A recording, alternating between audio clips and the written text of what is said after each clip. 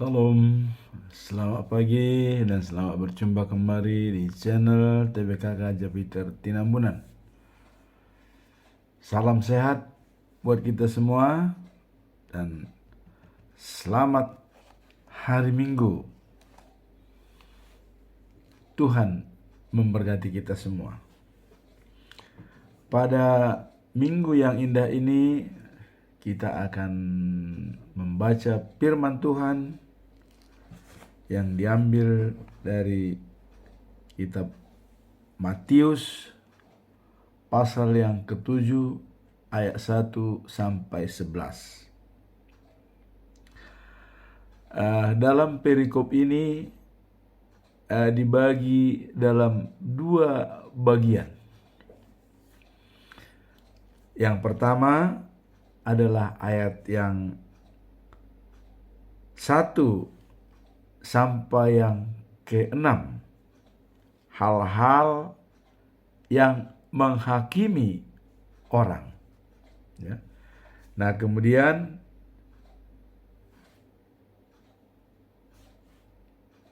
pasal 6 ayat 7 sampai 11 adalah permohonan.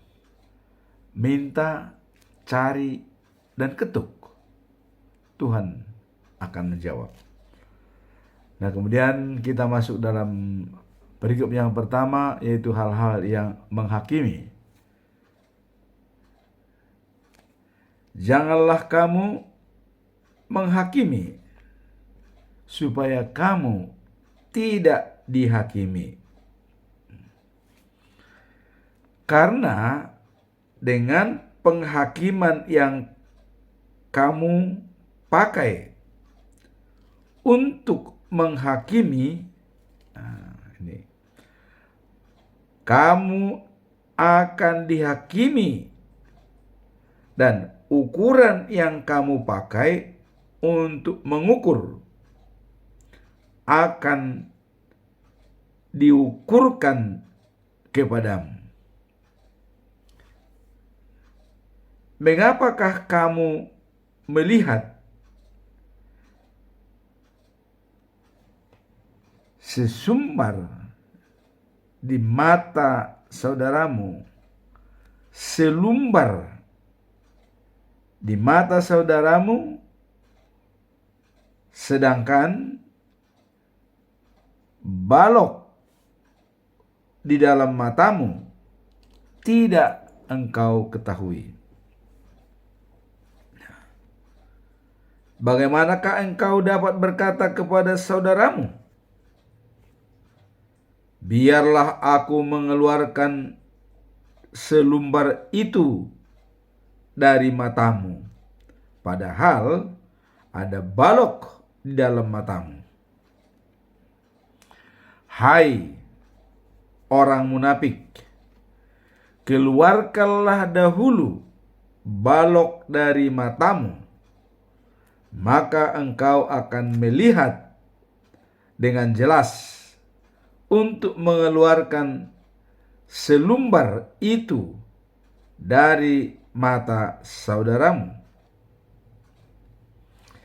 Janganlah kamu memberikan barang yang kudus kepada anjing, dan jangan kamu melemparkan mutiaramu kepada babi, supaya jangan diinjak-injaknya dengan kakinya, lalu ia berbalik mengoyak kamu. Inilah perikop yang pertama, ayat 1 sampai 6. Nah, kemudian ayat 7 sampai 11 ya. Minta, cari, dan ketuk. Mintalah, maka akan diberikan kepadamu. Carilah, maka kamu akan mendapat. Ketoklah, maka pintu akan dibukakan bagimu. Adakah seorang daripadamu yang memberi batu kepada anaknya jika ia meminta roti? Karena setiap orang yang meminta, menerima, dan setiap orang yang mencari, mendapat. Dan setiap orang yang mengetuk, baginya pintu dibukakan. Atau memberi ular jika ia meminta ikan. Jadi, jika kamu yang jahat tahu memberi pemberian yang baik kepada anak-anakmu, apalagi Bapamu yang di surga, Ia akan memberikan yang baik kepada mereka yang meminta kepadanya.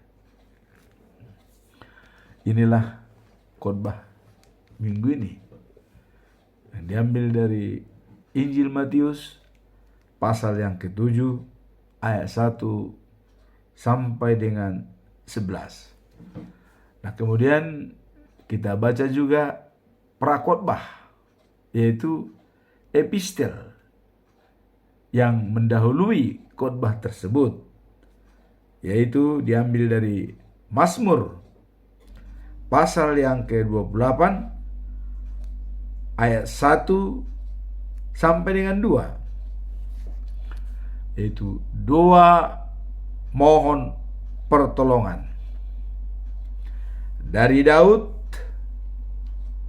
Kepadamu ya Tuhan, Daud yang berbicara.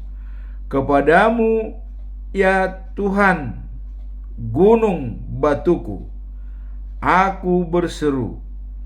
Janganlah berdiam diri terhadap aku, sebab jika engkau tetap membisu terhadap aku menjadi seperti orang yang turun ke dalam liang kubur. Dengarkanlah suara permohonanku apabila aku berteriak kepadamu, minta tolong dan mengangkat tanganku ke arah tempatmu yang maha kudus. Inilah perikop yang prakhotbah. Nah, kemudian minggu ini adalah minggu rogate. Artinya berdoa. Nah, tadi banyak hal-hal dalam ayat ini yang dilakukan dengan doa. Sebelum kita masuk dalam firman Tuhan, kita coba menganalisa bagaimana sebenarnya kita berdoa. Ya. Nah, berdoa adalah berbicara dengan Tuhan.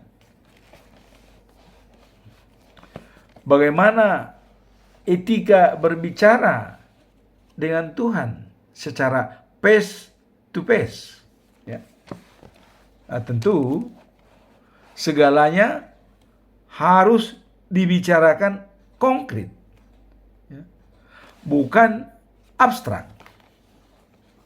Ya.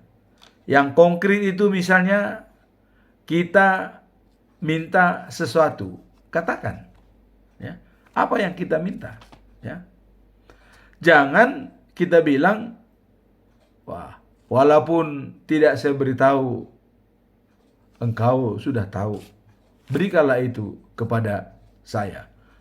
Inilah yang abstrak. Jadi doa harus konkret dan bukan abstrak. Sebab yang kita minta doa tahu segalanya, ya, dan menguasai semuanya. Nah, kalau kita mengatakan Tuhan tahu segalanya tentang kebutuhanku, berikanlah itu. Wah, itu tidak bisa, ya. Tetapi minta apa kebutuhan kita.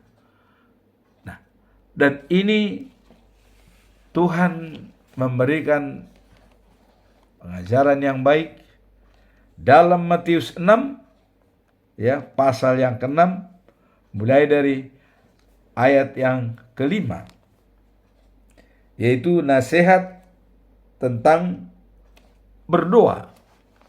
Nah, berdoa jangan seperti orang-orang yang suka berpura-pura, ya. Mengapa mereka berpura-pura? Ya, supaya dilihat orang. Berdiri di depan jalan, ya, seperti Farisi, ya. Nah, kemudian berdiri di rumah ibadah supaya semua orang melihat dia berdoa. Ya. Jangan berpura-pura. Boleh kita berdoa berjamaah, tapi bukan untuk supaya dilihat orang, supaya didengar orang, ya, bukan. Karena berdoa itu adalah antara pribadi kita dengan Yang Maha Kuasa. Jadi tidak perlu harus dilihat orang atau diketahui orang, ya. Bahkan dikatakan, masuklah dalam kamar, tutuplah pintu, ya. Karena Bapamu yang di surga melihat, ya, Bapamu yang tidak kelihatan itu akan melihat apa yang kita minta. Nah, kemudian kalau berdoa, ya janganlah bertele-tele, ya. Misalnya dengan panjangnya doa, wah, seolah-olah kita bertele-tele. Kadang-kadang dalam doa kita menyebutkan sampai 100 kali nama Tuhan. Seperti contoh, ya. Ya Tuhan Allah kami, datang ke hadapan-Mu. Ya Tuhan, berikanlah kami ini. Ya Tuhan, kami sudah berkumpul di sini. Ya Tuhan Allah kami sudah begini. Ya Tuhan, sampai bisa mengatakan ya Tuhan, ya Tuhan, ya Tuhan. Ini sudah kurang etis, ya. Misalnya kita berbicara dengan tulang. Ya paman, kami begini-begini. Ya paman, kami begini-begini. Ya paman, kami begini. Ya. Sehingga paman kita itu bingung, ya. Kok paman terus? Nah, alangkah indahnya, eloknya kita meminta sekali menyebut namanya, misalnya, ya paman kami datang ke hadapan-Mu untuk memohon pertolongan-Mu agar semua akan pengganti, ya, pengganti. Nah, ini sama dengan doa yang diajarkan oleh Tuhan Yesus kepada murid-muridnya. Kalau kalian berdoa, berdoalah seperti ini, ya. Bapa kami yang di surga. Hanya sekali dia menyebut Bapa kami yang di surga. Atau ya Allah, ya Tuhan kami berada di surga, sama. Ya Tuhan kami di surga, sama. Bapa kami yang di surga, sama, ya. Kemudian selanjutnya, dikuduskanlah namamu, ya. Datanglah kerajaan-Mu. Jadilah kehendak-Mu di bumi seperti di surga. Berikanlah kami pada hari ini makanan kami yang secukupnya, dan ampunilah kesalahan kami seperti kami juga mengampuni orang yang bersalah kepada kami. Dan janganlah membawa kami ke dalam percobaan, tetapi lepaskanlah kami daripada yang jahat. Karena Engkaulah yang mempunyai kerajaan dan kuasa dan kemuliaan sampai selama-lamanya. Hanya sekali menyebut nama Tuhan. Ya Bapa kami yang di surga. Atau ya Allah, ya Tuhan kami yang di surga. Hanya sekali. Selebihnya mengganti, ya. Namamu, kerajaanmu, kehendakmu, kemudian engkau. Inilah doa yang benar. Nah, sekarang kita sudah tahu bagaimana cara berdoa, konkret dan bukan abstrak. Misalnya kita tahu seseorang berpenyakit jantung yang kronis, yang sangat sangat mau dioperasi ataupun pasang ring, ya, jantungnya yang bermasalah. Kita mau berdoa. Bagaimana cara kita berdoa? Doakanlah apa yang dibutuhkan oleh orang tersebut. Kalau jantungnya, kita minta kepada Tuhan, Tuhan, jantungnya yang sakit dan kronis, jamah dia, perbaiki Tuhan, bantu dokter untuk menangani ini. Itu konkret. Jangan kita berdoa, walaupun Tuhan kami tidak berikan, Tuhan sudah tahu penyakitnya dan juga sembuhkanlah, gini segala macam. Buah. Ya, itu abstrak. Jadi permintaan itu harus konkret. Sama dengan kita meminta sesuatu kepada ayah kita atau keluarga kita. Ya. Nah, itulah dalam berdoa. Kemudian apa jawaban Tuhan tentang doa? Ya. Nah, doa Tuhan pasti menjawab. Dan jawaban Tuhan terhadap doa ada 4. Ya. Pertama, dikabulkan. Nah, kedua adalah ditunda, belum saatnya. Belum sekarang, nah, mungkin nanti setelah 50 tahun yang akan datang, ya, baru diberikan.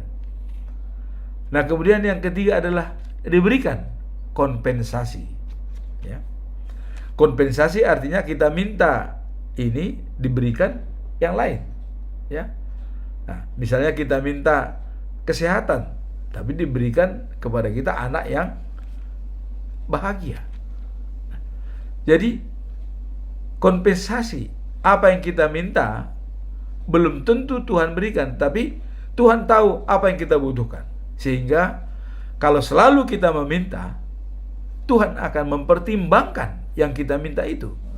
Tapi ada kalanya Tuhan memberikan yang terbaik di luar daripada yang kita minta. Nah, itu nanti ada dalam Matius 7, ya, ayat 7 sampai 11 itu, ya.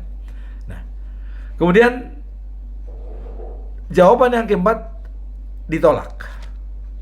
Jadi permintaan kita itu ditolak, memang tidak diberikan, karena ini bisa membawa keburukan pada kita. Nah, mengenai yang ditunda tadi, apakah ini bisa menjadi ditolak? Ya bisa. Kalau seandainya sampai kita meninggal tidak diberikan, berarti itu adalah memang ditolak. Nah, kemudian ada kalanya seseorang yang sudah 8 tahun tidak punya anak, ya, tidak punya anak. Dia minta terus, minta, tidak ada. Tetapi, ya, ada kalanya seseorang dipercaya dulu baru diberikan, ya. Jadi ada contoh seperti ini. Seorang yang sudah lama tidak punya anak, sehingga dia minta kepada Tuhan, berjanji, tahun ini, Tuhan, tahun ini kalau saya belum punya anak, saya akan mengadop anak orang lain, karena itu pun adalah ciptaanmu. Dilakukan. 1 tahun itu dia tidak punya anak, dilakukan, diadop, ya, diadopsi, diain kalau orang Batak anak itu, ya. Akhirnya dididik baik, sehat, akhirnya dia hamil, punya anak, datang anak yang kedua. Nah, jadi ada kalanya, ya, kita meminta pun bisa kita berdiskusi dengan Tuhan. Artinya tadi dia bilang, Tuhan, saya akan adop anak pada tahun ini. Kalau seandainya, kita bisa, saya belum kau berikan untuk mendapatkan anak. Kita berjanji, ya, lakukan. Ternyata setelah kita punya anak yang kita adop, kita diberikan lagi hamil lagi. Bahkan bisa sampai anak yang keberapa gitu. Tapi coba, waktu kita tidak diberikan, kita diam saja, tidak meminta, tidak menyampaikan sesuatu, ya mungkin tetap seperti biasa. Nah, itulah kira-kira prolog daripada khotbah pada pagi minggu ini. Nah, sekarang mari kita masuk dalam topik minggu ini, ya. Nah, tadi perikop yang pertama yaitu pasal yang ke-6 ya. Pasal yang ke-7 ayat 1 sampai 6. Nah, itu jelas dikatakan adalah menghakimi, ya. Nah, dan memang kadang-kadang kita lebih jeli melihat kesalahan orang lain daripada kesalahan kita sendiri. Tadi di sini dijelaskan bahwa jangan kamu menghakimi supaya kamu tidak dihakimi. Nah, jadi kalau Raja Salomo ya mengatakan, ya, apabila kamu tidak menghakimi orang, ya, maka Tuhan bertindak. Tuh.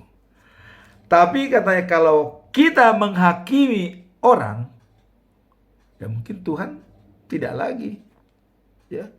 Ngapain lagi Tuhan akan menghakimi? Kita sudah menghakimi. Nah, jadi ada kalanya ini Raja Salomo mengatakan, apabila kamu sudah menghakimi, maka Tuhan tidak lagi menghakimi. Tapi apabila kita tidak menghakimi, ya, tapi Tuhan yang akan menghakimi. Nah, sampai di sini tadi dikatakan bahwa ukuran yang kita berikan untuk menghakimi orang, dan ukuran itu juga nanti akan diberikan Tuhan kepada kita. Nah, maka waktu Musa membawa bangsa Israel, ya, ada kalanya dikatakan Tuhan bahwa kalian diam. Aku yang berperang. Aku akan berperang asal kalian diam dan tetap setia. Wah. Jadi kadang-kadang memang enak. Dengan Tuhan ini enak kita. Nah, makanya dalam hal ini kita harus ada pengenalan pribadi dengan Tuhan. Nah, jadi yang pertama tadi adalah menghakimi. Ya. Siapakah kita? Jangan sampai kalau kita sudah menghakimi orang tidak lagi dihakimi oleh Tuhan. Ya, maka kita biarkanlah, ya. Kalau itu memang wewenang daripada Tuhan, ya kita serahkan. Karena kita hanya bisa meminta dan memohon, ya. Nah, sekarang dengan penghakiman yang kita pakai untuk menghakimi orang, ukuran yang kita pakai dan juga diukurkan kepada kita, kata Tuhan. Nah, kemudian mengapa kita melihat, ya, selumbar, ya, yang ada di mata saudara kita, sedangkan yang di mata kita katanya besar. Artinya di sini filosofi ini adalah kita sangat jeli melihat kesalahan orang lain. Tetapi kesalahan kita sendiri sering kita membela diri, ya, melupakan. Nah, di sini dikatakan adalah jati diri yang jelas. Siapa kita di hadapan diri kita? Siapa kita di hadapan keluarga kita? Siapa kita di hadapan alam semesta? Siapa kita di hadapan masyarakat? Dan siapa kita di hadapan Tuhan? Itulah makanya jangan menghakimi, ya. Ya. Kemudian bagaimana kita dapat berkata saudara kita, biarlah aku mengeluarkan, seolah kita mau memperbaiki orang, ya. Tapi diri kita sendiri tidak bisa kita perbaiki. Nah, inilah dalam ilmu manajemen dikatakan adalah menasehati tapi tidak memahami, ya. Seolah dia adalah membina tapi tidak tahu Ini sering terjadi misalnya dalam rapat-rapat ya. Kita sudah berbicara dalam rapat, udah lama ini. Baru kita membicarakan visi misi, ya. Kemudian sampai kepada anggaran misalnya. Udah berlangsung rapat sekitar 30 menit. Datanglah orang yang baru datang. Tanpa tanya, tanpa basa-basi, dia bilang, saya lihat ini begini sudah akan jalan dan kita akan mulai dari ini. Loh, datanglah orang. Ini bicara kepada siapa, dengan siapa, bagaimana? Sedangkan kita baru berbicara masalah anggaran, kok dia berbicara masalah pekerjaan lain? Nah, itulah orang menasihati tapi tidak memahami. Nah, jadi kalau Stephen Covey mengatakan, seek the best to understand and to be understood, ya katanya.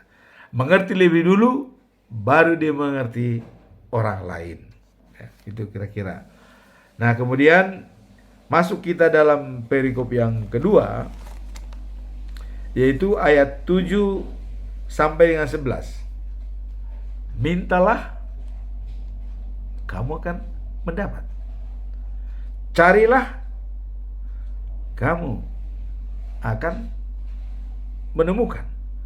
Ketuklah, pintu akan dibukakan. Nah, kemudian di sini dikatakan, setiap orang yang meminta akan menerima, dan setiap orang yang mencari akan mendapat. Setiap orang yang mengetuk, baginya pintu dibukakan. Atau memberi ular jika ia meminta ikan. Nah, jadi dalam hal ini dicontohkan seorang ayah terhadap anak. Dan juga seperti itulah kita, Tuhan dengan kita, ya. Apakah pernah orang tua, ya, kalau anaknya minta ikan diberikan ular? Tidak.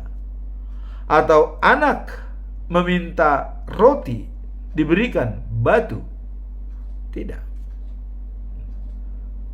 Kalau kita minta roti, diberikan roti. Minta ikan, diberikan ikan. Nah, sama dengan seperti tidak mungkin, ya, suatu tanaman padi, ya, menghasilkan jagung, atau sebaliknya, tanaman jagung menghasilkan padi. Tidak. Jadi apa yang kita minta, itulah yang diberikan. Inilah cara kita dalam berdoa tadi, ya. Jadi berdoa tadi memang jelas, konkret apa yang kita butuhkan, ya. Apa yang kita butuhkan. Jangan abstrak.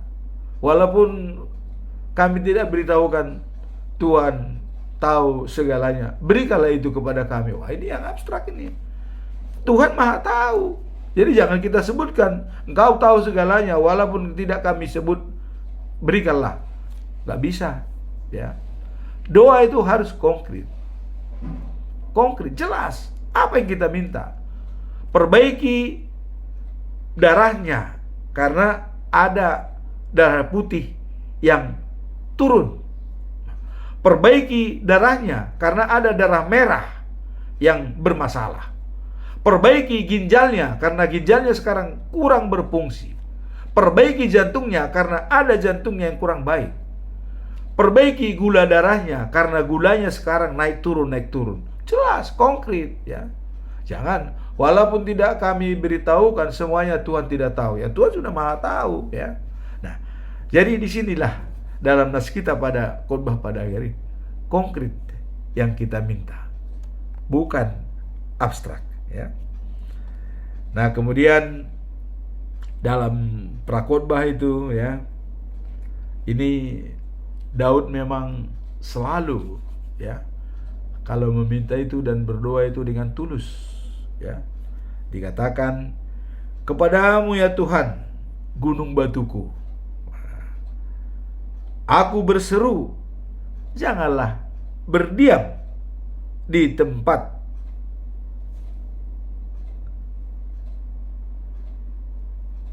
Ya, janganlah berdiam diri terhadap aku, sebab jika engkau tetap membisu terhadap aku menjadi seperti orang yang turun dalam liang kubur.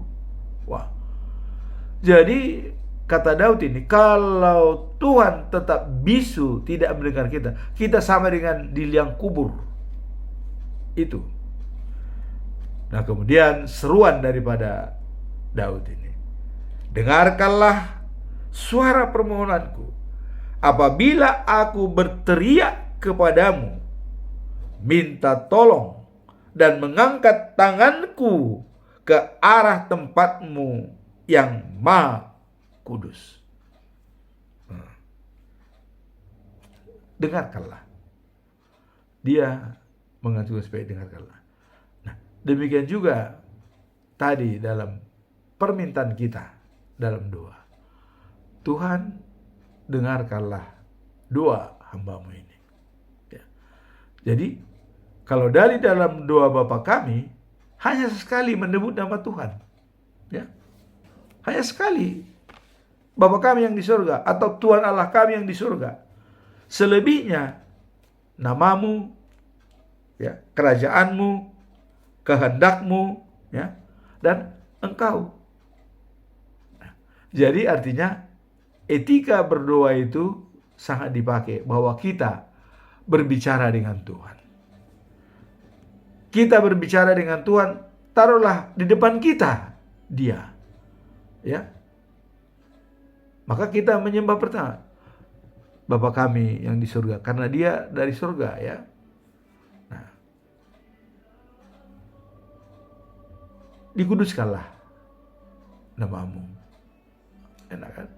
Jadi bukan Tuhan kami yang di surga, dikuduskanlah Tuhan, datanglah kerajaan Tuhan, ya, jadilah kehendak Tuhan. Wah, kan beda, ya. Jadi artinya nama Tuhan Allah itu kita cukup menyebut satu kali, selebihnya pengganti. Artinya etika dengan berbicara kita pakai dengan etika kita berdoa. Nah, itulah jadi inti daripada khotbah pada pagi hari ini adalah apa yang kita perbuat, terus apa yang kita inginkan. Nah, sehingga kita bisa melihat dalam Matius pasal yang ke-7 ayat yang ke-12. Inilah inti daripada semua kitab Musa dan kitab para nabi, ya. Dalam hidup ini berdoa, memohon dan menjalankan tugas. Inilah inti daripada semua permasalahan yang kita hadapi dan isi Alkitab, yaitu pasal yang ke-7 ayat 12. Perlakukanlah orang lain seperti kalian ingin diperlakukan oleh mereka. Itulah inti hukum Musa dan ajaran nabi-nabi. Wah, sangat enak ini, ya. Jadi istilahnya ini adalah tabur tuai, ya. Perlakukanlah orang lain seperti kalian ingin diperlakukan mereka. Jadi apa yang mau kita inginkan dari orang lain, kita lakukanlah seperti itu. Kalau kita ingin damai, lakukanlah damai. Kalau kita ingin kebaikan, lakukanlah kebaikan. Nah, jadi kepada manusia pun dikatakan seperti itu. Tadi di ayat terakhir dalam pasal 7, ya, ayat yang 11. Ya. Sedangkan orang yang jahat pun tahu memberikan yang terbaik bagi anak-anaknya. Apalagi Tuhan Allah, Bapa di surga, pasti memberikan yang terbaik. Nah, maka dibuatlah kesimpulan pada pagi ini, perlakukanlah orang lain seperti kalian ingin diperlakukan oleh mereka. Itulah inti hukum Musa dan ajaran nabi-nabi. Jadi, kalau kita sudah menguasai ayat yang ke-12 ini sebagai kesimpulan dari semua pasal 7 ayat 1 sampai 11, dan juga ya doa daripada Daud tadi kepada Tuhan supaya didengarkan. Inilah intinya dari semua kitab suci ini. Kalau kita sudah menguasai satu ayat ini, aman. Kita kemanapun kita berada, dimanapun kita bergaul, kita akan aman.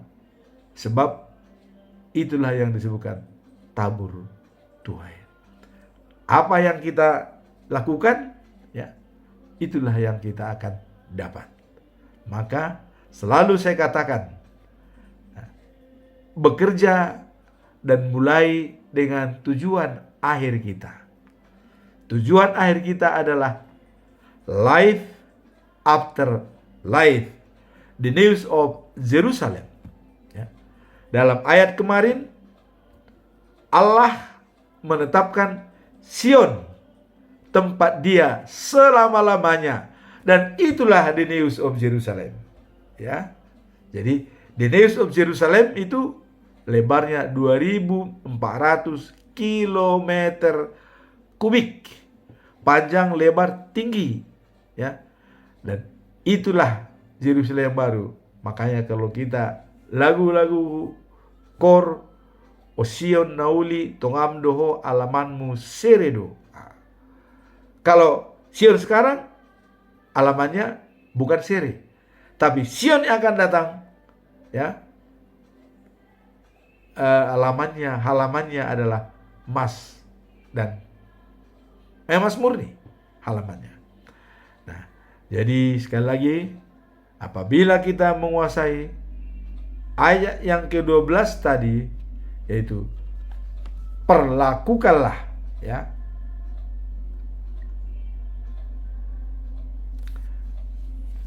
apa hendak kau inginkan dilakukan oleh yang lain kepadamu, lakukanlah seperti itu. Karena itulah hukum Musa dan ajaran daripada nabi-nabi.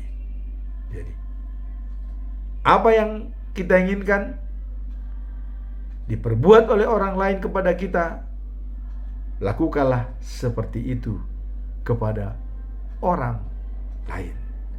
Kalau kita berbuat baik, kita akan menuai yang baik. Kalau kita berbuat jahat, jahat akan datang kepada kita. Semoga khotbah minggu ini bisa menjadi pedoman hidup kita dalam berdoa dan juga meminta kepada Tuhan, dan juga kita tidak menghakimi orang, supaya kita tidak dihakimi juga oleh Tuhan sesuai dengan ukuran yang kita menghakimi orang lain. Amin. Tuhan memberkati.